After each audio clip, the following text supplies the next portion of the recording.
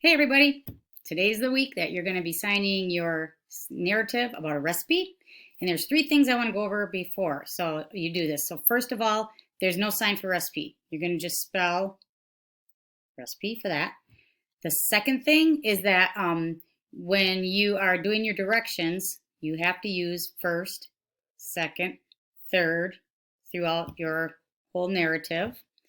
And the third thing is that when you're talking about how much the whole thing would cost, when you sign dollars and cents together, then you don't do the cents up here. All right, so let me do an example of how I would sign a narrative, and these would be relatively short. All right, here we go.